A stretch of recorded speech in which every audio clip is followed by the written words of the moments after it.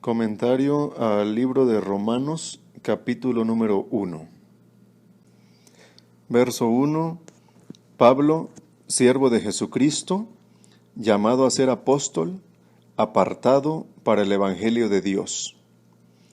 En este verso vemos claramente que el apóstol se considera un siervo del Señor Jesús y reconoce también que el mismo Señor Jesucristo fue quien lo llamó al apostolado. Por eso dice llamado a ser apóstol.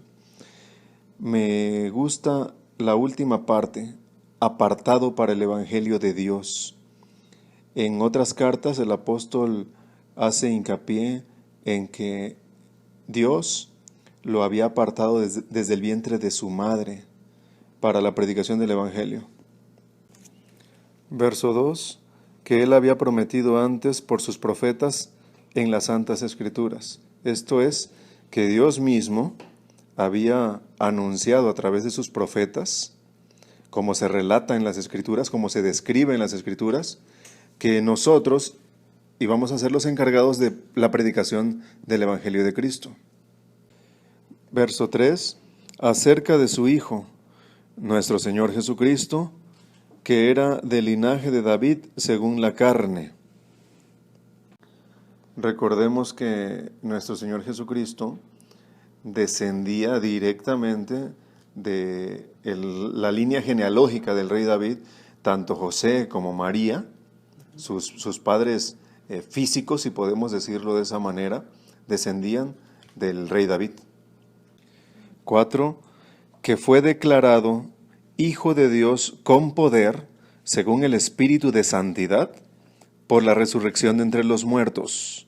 Esto significa que la misma resurrección de nuestro Señor Jesucristo de entre los muertos fue una declaración de Dios al mundo, al universo entero, de que Cristo mismo es su Hijo, Hijo de Dios. 5. Y por quien recibimos la gracia y el apostolado para la obediencia a la fe en todas las naciones, por amor de su nombre. Por Él es quien recibimos esa gracia y ese apostolado, para que nosotros mismos obedezcamos a la fe y enseñemos a las personas a obedecer la fe. 6. Entre las cuales estáis también vosotros, llamados a ser de Jesucristo. Entre todas las naciones que se relatan en el verso 5, estamos también nosotros, los que en otro tiempo nos llamábamos gentiles, pero que ahora somos propiedad de Jesucristo. 7. A todos los que están en Roma, amados de Dios, llamados a ser santos. Observen el llamamiento, nuestro llamamiento es a la santidad. Recuerden que santidad significa apartarse, ser apartado para Dios. Luego termina el verso 7 diciendo, gracia y paz a vosotros, de Dios nuestro Padre y del Señor Jesucristo. Así termina el saludo, la introducción a la carta del verso 7, gracia y paz a ustedes, de Dios y del Señor Jesucristo. No gracia con Dios ni para Dios, sino de Dios. En el verso 8, el apóstol Pablo expresa su deseo de visitar los romanos. Inicia el verso diciendo, primeramente doy gracias a mi Dios, mediante Jesucristo, con respecto a todos ustedes, de que su fe se divulga por todo el mundo. Aquí podemos notar claramente que el apóstol está completamente enterado de que los romanos eran no solamente ilustres en la fe, sino que tenían muy buena reputación. 9.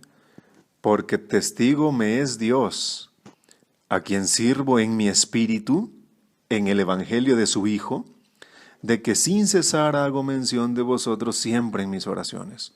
Observemos que el apóstol reconoce que el servicio al Señor es en el espíritu. También aclara, también hace la mención de que sus oraciones hacia los romanos son constantes y que él los recuerda cada vez que entabla una conversación con el Señor. 10. Rogando que de alguna manera tenga al fin, por la voluntad de Dios, un próspero viaje para ir a vosotros. Aquí explica que él implora, que él insiste al Señor que le conceda en su voluntad, en la voluntad del Señor, que le conceda que él pueda ir a verlos y que su viaje sea próspero, fructífero. 11. Porque deseo verlos para comunicarles algún don espiritual, a fin de que sean confirmados. Ese era el propósito por el cual el apóstol Pablo quería visitar a la iglesia de Roma, para confirmarlos, para comunicarles dones, para comunicarles alguna palabra de sabiduría, de conocimiento. 12.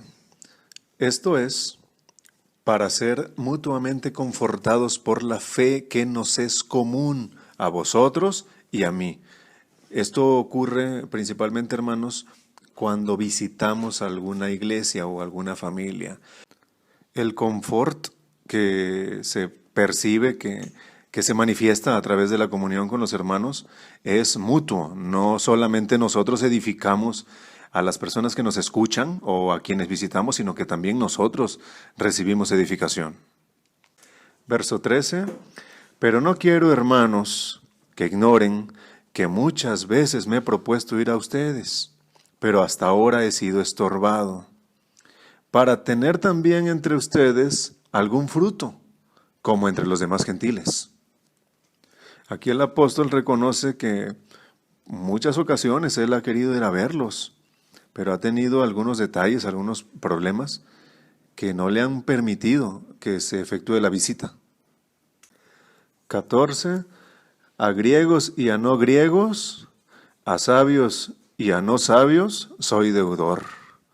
Y por lo tanto, como en aquellos tiempos, también en este momento, nosotros a latinos, a anglosajones, a cualquier tipo de persona, nosotros somos deudores. Nos es impuesta por el Señor la necesidad de predicarles el Evangelio.